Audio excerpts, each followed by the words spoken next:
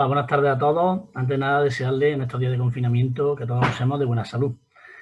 Hoy soy Hugo Martín, moderador y director técnico de la Federación de Uso Baloncesto. Hoy comenzamos el quinto cara a cara.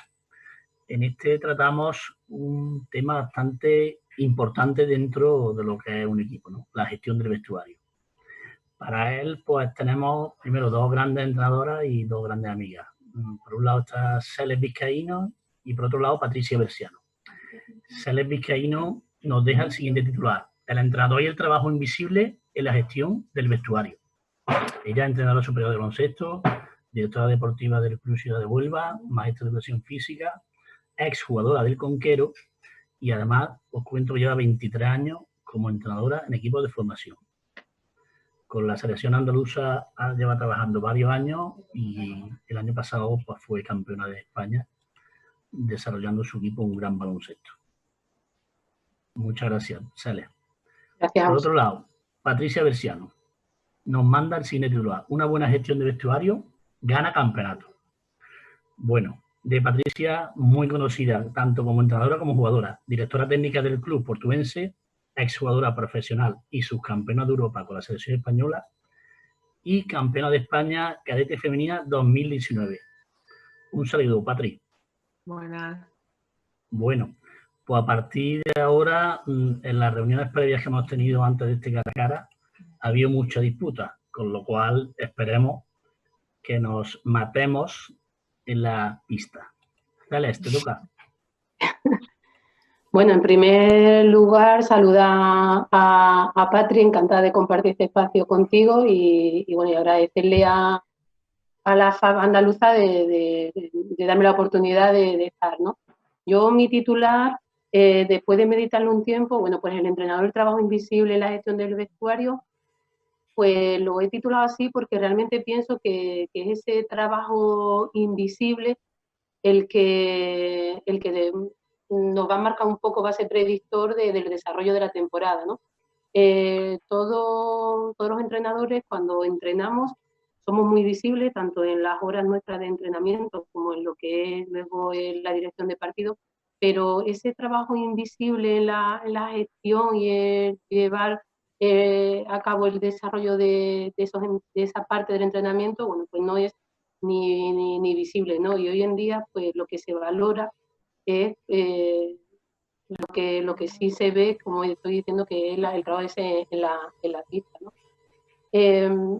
Los entrenadores entiendo que al final somos gestores de esos grupos y bueno, lo que buscamos en el vestuario pues es el líder que nos ayude a encontrar la unidad del grupo. Yeah. Muy bien, me parece que lo has dejado bastante claro. Bueno, Patri, empezamos, ¿no?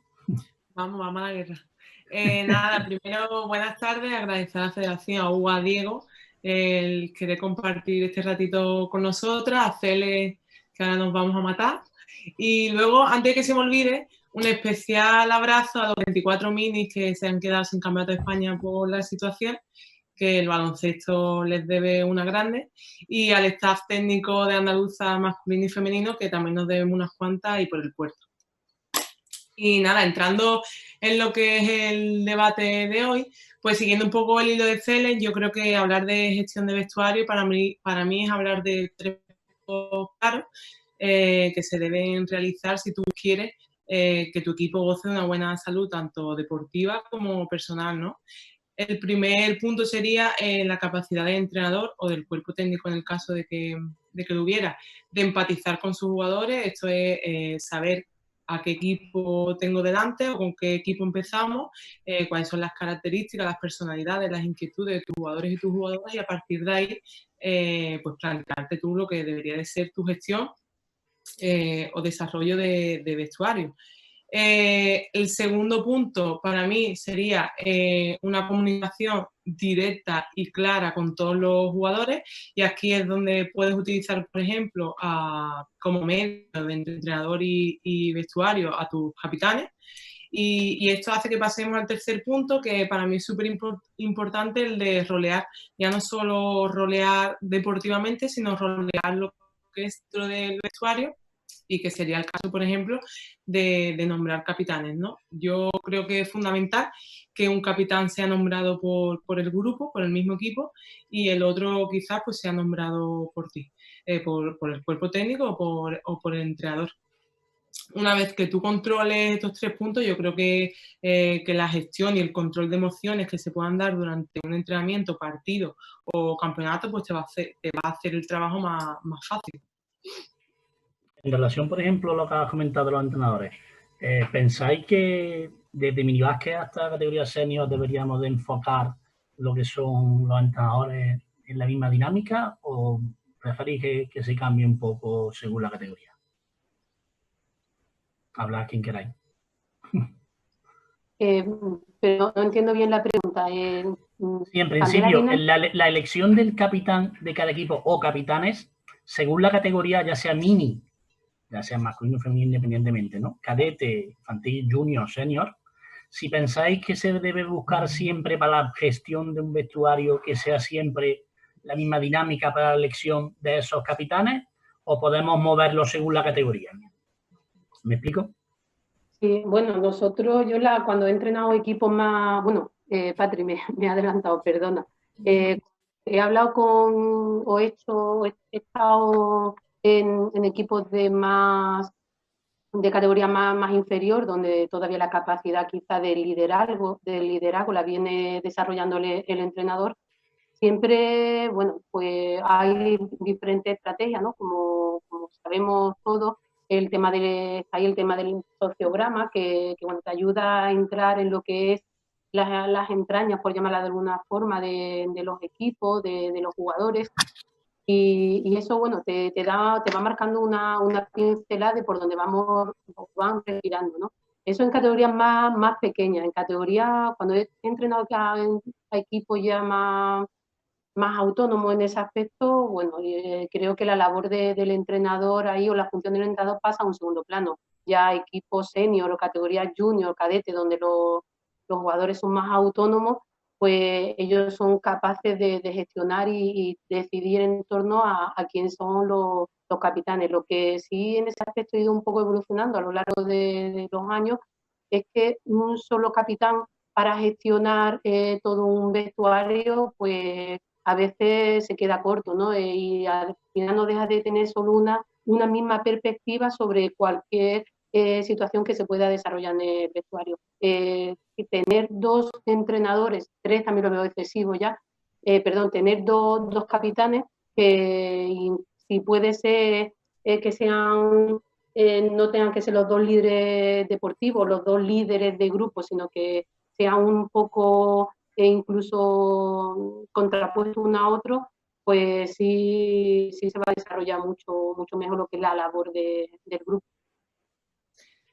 Yo, siguiendo un poco lo que dice Cele, entiendo lo de los 2 capitanes y yo abogo ahí un poco porque, bueno, pues al final la mayoría de las veces un capitán es el líder deportivo y el otro es el líder de grupo, entendiéndose como que uno puede elegir el grupo y otro el cuerpo técnico. Pero dices como que a partir de cadete dejarías un poco la libertad o la autonomía de que sean los propios jugadores los que puedan pues, resolver cualquier problema de vestuario. Yo creo que a partir de esa categoría es verdad que los jugadores o jugadoras pueden tener un mayor desarrollo personal y no hace falta que el entrenador intervenga, pero el entrenador para mí debe estar al tanto de lo que ocurre, porque al final, aunque él no intervenga, debe saber qué pasa en vestuario. Sí, claro, bueno. Al final no se entera de lo que está ocurriendo en su equipo, entonces eso es una mala gestión de vestuario. Claro, yo lo que me he referido con la respuesta de antes era al sistema de elección, evidentemente, y bueno, espero que a lo largo de todo el tiempo que estemos aquí compartiendo salga un poco ese aspecto, ¿no? Pero es a la elección de quién va a ser los capitanes. Luego, el desarrollo de todo el año, evidentemente, bueno, hay que estar ahí al pie del cañón e intentando enterarte y tener conocimiento de todos los conflictos que vayan surgiendo, por muy pequeños que sean. Pensamos, por ejemplo, que antiguamente no era tan importante a nivel psicológico la gestión del grupo y ahora mismo consideramos que es súper fundamental, ¿no? Hombre, yo, por ejemplo, creo que al final el baloncesto ha ido evolucionando en todas sus facetas. También podríamos hablar de la preparación física, cómo ha evolucionado. Evidentemente, para mí una gestión de vestuario es casi igual de importante pues, que entrenar 2 horas la defensa individual o entrenar un cierto ataque. Quiero decir con esto que evidentemente mi titular, por ejemplo, y lo voy a defender ahora un poco, la gestión de vestuario gana campeonato, me baso en la experiencia y, por ejemplo, las Gorilas, fue la selección cadete femenina, el campeonato, bueno, no se presentó de inicio muy bien, porque perdimos el segundo partido de grupo, y yo estoy segura que si esas niñas no hubieran confiado verdaderamente en el cuerpo técnico y nosotros en ellas, y éramos un equipo completamente compacto, pues el resultado hubiera sido otro que el oro, y a lo mejor no estaríamos hablando ahora sobre esto. Pero entonces, la gestión de vestuario influye, para mí influye muchísimo.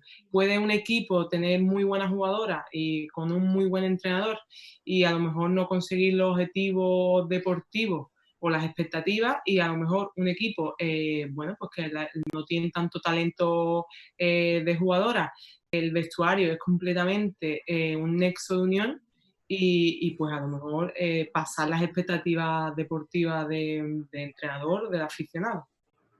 Está claro, ¿no? Yo ahí en ese aspecto la pregunta es que el baloncesto en los últimos 20 años, 20 y tantos años ha evolucionado muchísimo, ¿no? Cada vez hemos entendido que la incorporación de más entrenadores a un cuerpo técnico, o incluso la incorporación del preparador físico a un cuerpo técnico es fundamental, pues en los últimos años la incorporación de la figura del psicólogo deportivo, bueno, pues ya hay desde hace muchos años, ¿no?, clubes pioneros que están incorporando esa figura, porque es un poco lo que veníamos diciendo, ¿no? O lo que intento poner en mi titular. Lo que es el trabajo invisible es la labor esa psicológica, emocional, que los entrenadores hacemos entre un entrenamiento y otro, entre un entrenamiento y un partido, o a veces también incluso en el propio desarrollo del entrenamiento, ¿no? Cuando vemos una mala cara o cuando vemos que un jugador se está frustrando, pues ahí o nos quedamos media hora después del entrenamiento a hablar con él, o lo citamos una hora antes del entrenamiento para tomarnos un café con él y charlar y hablar.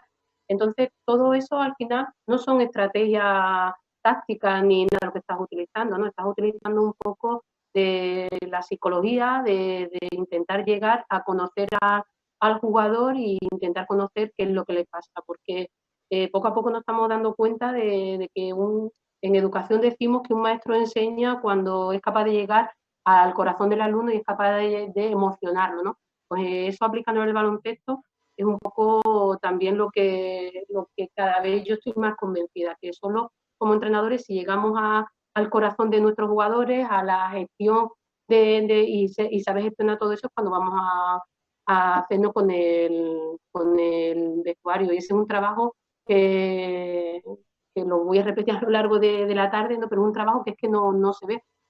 Yo, en mi propia experiencia, creo que me he tomado tantos cafés con jugadores como tiempo he pasado entrenando. Si entrenaba con alguno de los equipos 8 horas semanales, pues te puedo decir que otras tantas de horas casi prácticamente estaba o hablando con jugadores, o hablando con mi capitán, o tomando café con el capitán y un poco gestionando todo ese grupo. Y ese trabajo, pues, o ese desarrollo de las cosas, pues no se ve, ¿no? Muy bien, se ha quedado muy claro. Bueno, vamos a empezar con las preguntas, ¿vale? Tenemos varios aquí esperando. En principio pregunta José Antonio Gómez. Nos dice a las dos, ¿no? A la hora de llevar un vestuario, ¿qué postura creéis que debemos adoptar? ¿Más lejana, más cercana, individualizada? ¿Influye la categoría? Pues venga, Patri, te toca. Bueno, yo creo que lo he dicho un poco antes, la comunicación debe ser directa y clara.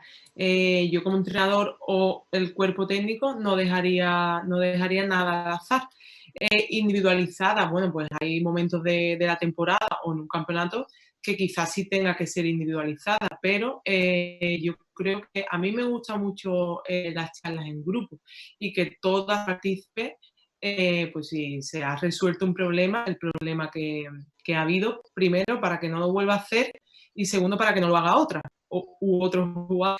Entonces, bueno, yo creo que, como dice, es un trabajo diario y que la comunicación evidentemente debe ser directa. Y a mí especialmente me gusta, como jugadora y como entrenadora, me gusta en grupo. Al final es un trabajo conjunto y lo que quiere es formar un equipo donde no caiga nadie. Entonces, al final todo el mundo tiene que estar enterado. Vale. Yo, sí, bueno, siguiendo un poco lo que pone Patri, yo depende también de la postura cercana o lejana respecto al jugador, respecto al grupo, ¿no? Yo, depende de la categoría. Siempre creo que el entrenador tiene que tener en cuenta con qué grupo de edad se está moviendo y todo. De todas formas, ante la lejanía o la cercanía, pues yo defiendo muchísimo la cercanía, ¿no? La cercanía al jugador, porque es lo que te va a dar o te va a permitir conocer sus expectativas, conocer sus pensamientos, conocer sus frustraciones, todo, ¿no? Y eso, bueno, pues eso no lo puede ver, no puede venir filtrado por el capitán, sino tiene que ser algo que tú mismo conozcas de primera mano. Mi experiencia me ha dicho alguna vez que un exceso de cercanía también es mal, ¿no? Recuerdo alguna vez donde un exceso de cercanía, bueno, pues nos ha llevado, me ha llevado personalmente a luego exigirle a un jugador en pista y no ser capaz de diferenciar ese grado de cercanía amistad con el rol de jugador-entrenadora, ¿no? Y eso pues, tenemos que tenerlo también hilar muy fino entre esa postura de cercanía sí, pero no excederse. Por ejemplo, algunas veces que cuando celebrábamos con equipo senior una comida de Navidad o algo, bueno, pues yo sabía perfectamente, se intuía a qué hora de la noche yo tenía que coger el bolso e irme, ¿no? Porque ya a partir de esa hora se iba a producir una cercanía o una aproximación al jugador que yo pues entendía que ya ese era su espacio y que ya yo tenía que irme para mi casa. Y le pedía además a mi equipo técnico que nos fuéramos también, o sea, no eres decir, no, tú te vas porque eres mujer y ya te vas, no, yo me voy porque hay un límite, una frontera que durante la temporada tenemos que marcar el equipo técnico y los entrenadores, porque si no, si se rebasa esa cercanía con el jugador, se corre el riesgo de, a la hora de ser exigente en los entrenamientos, pues que el jugador no lo entienda, ¿no? O crea conflictos porque no lo termina de entender. Pero sí, igual que Patri, yo abogo por la cercanía y las charlas en grupo, pero hay veces que como eso lo he sentido como jugadora, ¿no? Cuando nos hemos sentado en el vestuario y el entrenador ha echado una bronca de forma generalizada, se produce muchas veces casualmente, o no, el hecho de que las jugadoras que iban dirigidas a esas broncas no se daban por aludidas y se daban por aludidas otras que no eran las que por ellas iba a enfocar un poco la charla, ¿no? Quizá el proceso de una charla grupal precedida de una charla individual, algo así creo que tendría que ser para que no se diluya en el grupo la responsabilidad o la culpa de algún conflicto. Bueno, o una charla en grupo donde se dé nombre, tampoco pasa nada. Tampoco. También. Muy bien. Bueno, pasamos a la siguiente pregunta. Manu Rodríguez, nuestro amigo Teito, nos pregunta, ¿un óptimo trabajo de la gestión de grupo puede superar en momentos importantes como campeonatos o fases finales a la calidad individual de una plantilla? Y también nos pregunta, ¿y crees que los padres pueden influir negativamente o positivamente en la gestión del grupo? Pues quien quiera. Yo creo que aquí tengo que hablar de las gorilas que ya he hablado. Evidentemente, lo he dicho antes, para mí una gestión de vestuario prevalece por encima de la individualidad. Al final el equipo está por encima de la individualidad. Y luego, en referencia a la familia, un poco para no repetirme, yo creo que muchas veces los entrenadores o los cuerpos técnicos vemos en las familias como algo negativo. Evidentemente, pues hay padres y hay madres, como hay jugadores, como hay entrenadores.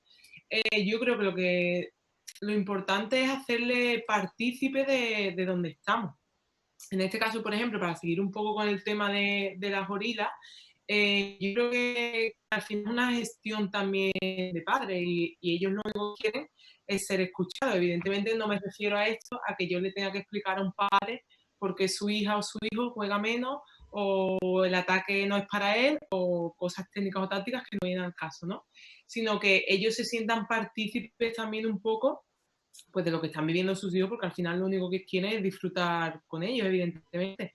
Entonces, un poco como una gestión paralela, que yo no la he vivido, al revés, me metí dentro y pues, para controlar lo que pueda surgir, porque evidentemente surgen cosas. Yo incluso recuerdo pues de decirle a un padre directamente, mira, por favor, cuando acabe el partido no le hable a su hija de baloncesto y no pasa absolutamente nada. Él lo entendió, no sé si me pondría después mala cara, pero él lo entendió y lo hizo durante el campeonato. Yo creo que eso nos sirve a todos y no pasa nada. Al final no es un tema tabú. Los padres quieren disfrutar con sus hijos, nosotros queremos formar un equipo y que todo sea y goce de buena salud, pues ellos son parte fundamental del proceso, está claro. Sí. Cuéntanos. Bueno, yo en relación a la plantilla inferiores con capacidad para ganar a equipos campeonatos, ¿no? Superiores. Mi experiencia me dice que sí. Cuando un equipo funciona como una unidad, funciona como una familia, son capaces de suplir todas las deficiencias a nivel táctico, a nivel técnico, para ser capaces de ganar, ¿no? De ahí lo que estamos un poco hablando, Patri y yo, en esta charla, que es fundamental. También he estado en el lado contrario, ¿no? En el lado de tener nombres muy buenos en el equipo, pero que no he sido capaz de que funcionen como una unidad, sino como islas, y no hemos logrado el concepto de ser familia y, bueno, cualquier equipo ha sido capaz de derrotarnos, ¿no? Pero, vamos, sin duda sí creo que entender un equipo como una unidad, bueno, pues lo dota de una fortaleza, de una armadura especial y capaz de hacer muchas cosas. Respecto a la familia, bueno, no puedo estar más de acuerdo con todo lo que acaba de decir Patri, ¿no? Sobre todo en categorías más pequeñas, ya en senior, bueno, como que eso ya no adquiere tanta importancia, pero en edad de formación hay muchas situaciones en las que los padres y las expectativas de los padres respecto a sus hijos pues nos dificultan la gestión de los grupos, ¿no? Yo en mi club me llegan, tanto mi propio equipo como los equipos que forman el club, de esos padres que después de jugar el partido el sábado se ponen de perfil de WhatsApp la valoración que ha sacado en la aplicación de la FAD de ese partido, ¿no? Y bueno, eso crea un conflicto en el resto de los compañeros que como entrenadores tenemos que saber gestionarlo y dotarnos de una serie de herramientas para hacer frente a ese tipo de conflicto, porque sin duda sí nos dificulta mucho ese tipo de expectativas, que puede ser a veces con jugadores que tú ves que sí van a tener cierta proyección y que los padres se preocupan en exceso, y otras veces que bueno, que ve al jugador y es un jugador normal y corriente, pero que para su familia pues puede tener una proyección impresionante, ¿no? Que bueno, sí tenemos que como entrenadores tener en cuenta, detectar qué familias, qué tipo de padres son esos que lo dificultan y, como dice Patrick, pues abordarlo de forma individual, con charlas, con reuniones y que poco a poco vayan quitándose abandonando esa actitud. Bueno, y si no lo entienden, al final hay que hablar con el jugador. O sea, si los padres no entienden, hacerle entender a él que lo que importa es lo que pase en las pistas, evidentemente. Y claro, que los comentarios y las cosas pues sean las que le ofrece su entrenador, entrenadora, cuerpo técnico. De todas maneras, siempre en la mayoría de los clubes ha habido y hay, y habrá, lo que son directores técnicos, directores deportivos, responsables de formación técnica de jugador, como queramos llamarlo. Que también muchas veces los entrenadores, y dependiendo mucho también del club, pueden utilizar a esta figura para que sea un poco el filtro, ¿no? Porque está claro que los padres son parte del baloncesto, padres, madres, familiares, pero entonces quizás nos puede quemar algún entrenador y entonces esas reuniones que se montan a principios de año, mitad y al final, pues las pueden llevar y en determinado momento montar una reunión con entrenadores. No sé si lo vais así, ya saben, ¿no? Yo siempre sería partícipe. Al final no dejen nada al azar. Pero bueno, está bien, estado el padre delegado o cosas de estas que a mí me parece interesante, pero que yo creo que el entrenador tiene que ser partícipe. Bueno, pasamos a la siguiente. Perdona, sale. Iba así a comentar que como acaba de decir, las reuniones que se establecen al inicio de temporada son fundamentales para establecer todas esas normas, ¿no? Y nosotros incluso hay que tener la valentía y hay que tener un poco la honestidad de predicar con el ejemplo. Cuando se ha dicho al principio de temporada en la reunión y a los padres se les deja claro que no puede incidir en la dinámica de un equipo más allá que llevar a sus hijos al entreno al partido, pero intenta ir un poco más allá. Bueno, pues nosotros hemos llegado desde ese jugador juega 2 cuartos o los cuartos que le corresponden, o incluso que ese jugador no se ha convocado a partido, ¿no? Cuando el padre te intenta echar un pulso y ve que tiene la de perder y que encima su hijo va a ser el que tiene la de perder, por lo general suelen abandonar esa actitud. Muy bien. Bueno, pues siguiente pregunta de Paco Safra. Diferencia en la gestión de un vestuario masculino y de uno femenino. Paquito. ¿Existen? Patri, ¿eh? Te ha tocado. Bueno, yo experiencia en vestuario masculino no tengo. Solo recuerdo una experiencia que tuve cuando empecé con selecciones provinciales, que era un minibásquet masculino. Yo he sido de las que he dicho el vestuario femenino es más complicado, pero la verdad que me molesta ahora oírlo y bueno, si se me escapa algún día me reñís, porque no os quiero decir más. Yo creo que al final pues todo depende del grupo que se tenga, del equipo que se tenga, de los jugadores y jugadoras que se tenga. Evidentemente, las chicas son diferentes a los chicos, con sus inquietudes, sus personalidades. Entonces, ¿es más complicado gestionar un vestuario femenino? Pues no sé, porque no tengo experiencia. Pero, bueno, creo que al final no es la complicación por el género, sino pues, por la personalidad que se tenga, por si tenemos varios gallos en corral, en fin, todo lo que pueda pasar durante una temporada. Cele seguramente a lo mejor aquí ahora me calla la boca y me dice, pues no, pues el masculino así, pues será así porque yo no tengo experiencia en el masculino. Pero por ahora vamos a quedarnos con la duda de si es más complicado un femenino que un masculino. Yo lo trataría igual. Tú siempre te mojas, está claro, ¿no? La opinión la tienes, que tú siempre te mojas, la opinión la tienes muy clara, ¿no? Sí. Muy bien, Patri. Cuéntanos, Cele. Yo soy, y eso lo voy predicando desde que tengo uso de razón, que no hay diferencia entre el baloncesto masculino y el baloncesto femenino, más allá de ciertos matices. Después no hay diferencia, y eso, bueno, es algo en lo que me siento un poco abanderada en ese aspecto. Pero no pienso lo mismo del vestuario femenino y respecto al vestuario masculino. Y ahí pongo un ejemplo a nivel personal, ¿no? Alguna vez he entrenado a equipos femeninos y al final del entrenamiento, cuando estamos ya trabajando la parte del 5x5, de pronto se me ha venido a la cabeza cualquier cosa y he pitado y he dicho, paramos, tú deja de defender a esa jugadora y ponte a defender a aquella otra. Y la jugadora lo que hay, de pronto se queda parada y empieza ya a cuestionar el por qué se va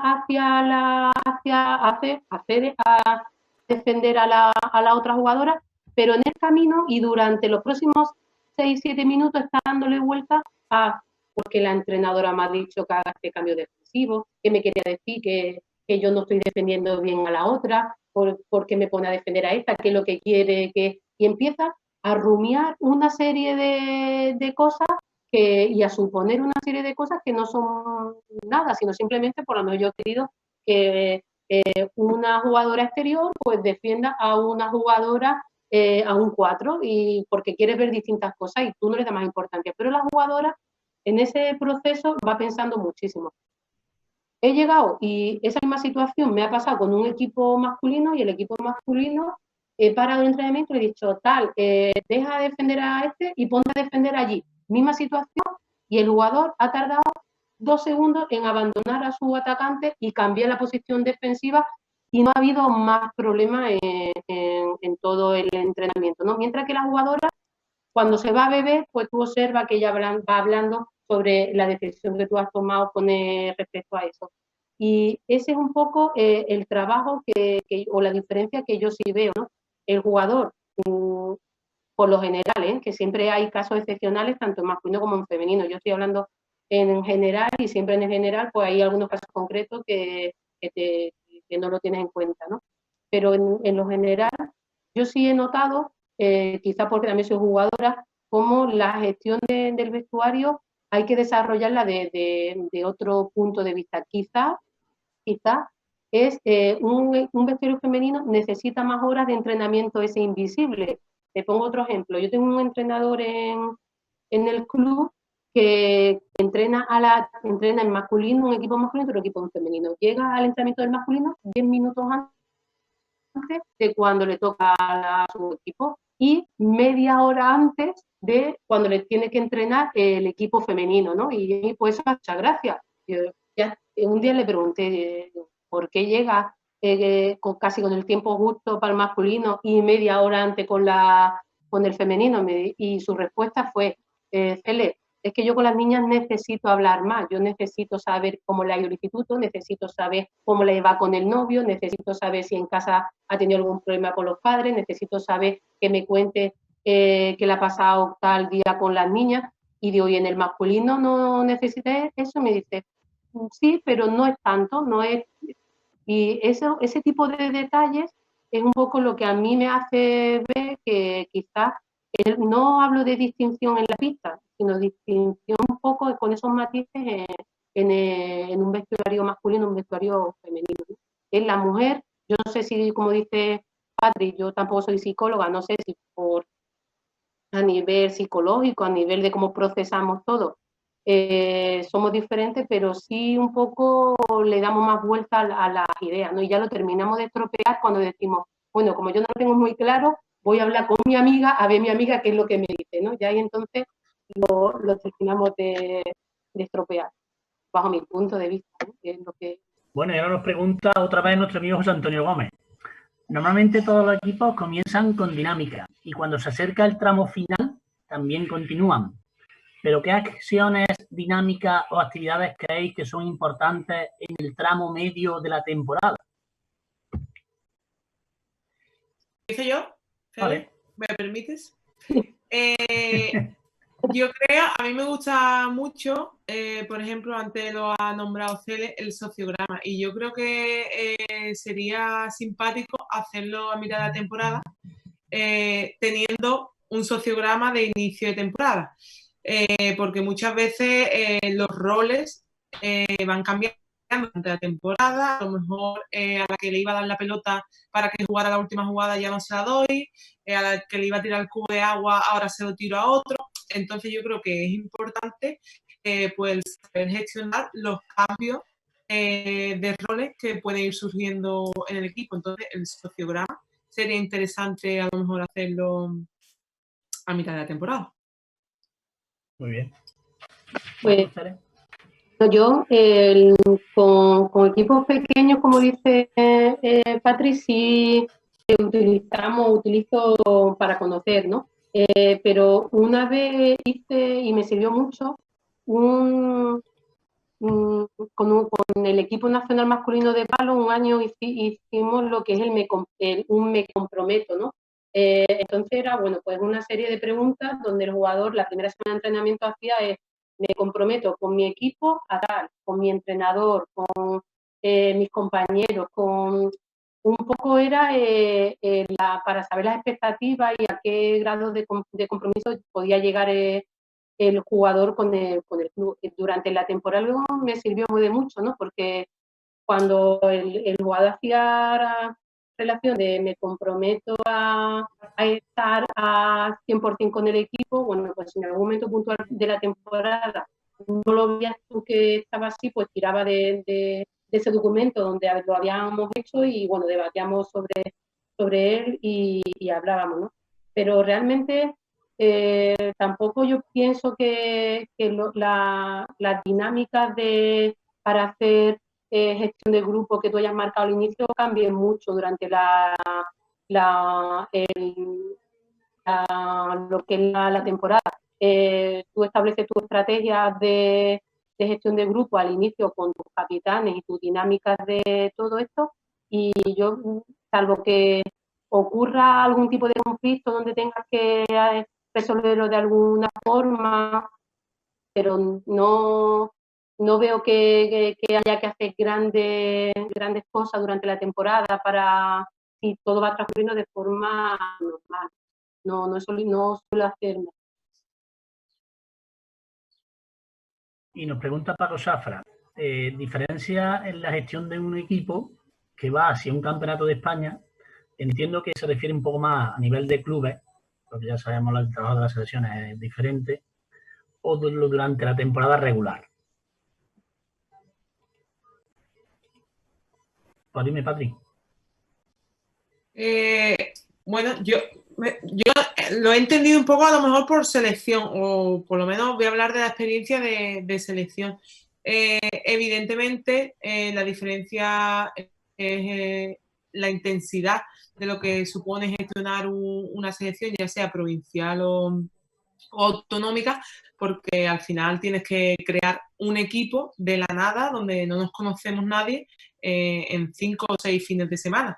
Entonces, la intensidad evidentemente es diferente a un equipo de un club. Y luego, en un equipo de un club, a mí me parece que, bueno, pues que si es durante una temporada en función de fase final o campeonato de España, la gestión del vestuario al final debe ser la misma. Si hay entrenadores, por ejemplo, que utilizan mucho de cambiar cosas en la alimentación, en el descanso, yo no soy partidaria 100% de esto, ni como jugadora ni como entrenadora. Al final, el niño o niña que se coma una chocolatina al día, lo único que le estamos haciendo cuando no se la damos es quitarle como esa energía que le pueda dar la chocolatina. Entonces yo soy partidaria de cómete la chocolatina. Yo no cambiaría ninguna gestión de la temporada o enfocado a caras el campeonato de España. Yo no lo cambiaría. Y en tema selección, en campeonato de España, por lo que he dicho, la intensidad evidentemente se multiplica por 10.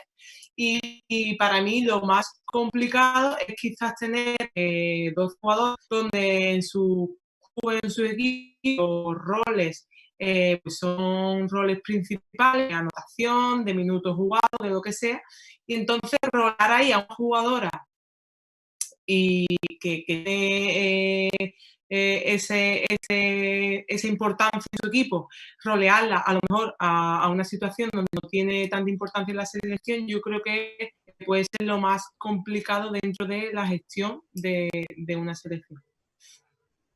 Entonces vamos a lo siguiente, vamos a hablar con el doctor Miguel Aguayo, ya que le da a todos tus jugadoras chocolatinas escondidas, ¿no? A ver, no te pases, he dicho una peoncita, pero hostia, si no está acostumbrado a comer chocolate no le des verde nada más, porque va a tener hambre. ¿No? Muy bien, Patri. Se le cuenta, ¿no? Ya, en la línea que lo acaba de comentar Patri, cuando un equipo se ha clasificado para un campeonato de España o bien a nivel de selecciones, llega el periodo de Navidades o de Semana Santa y ya sabe que va a disputar el campeonato de España de selecciones,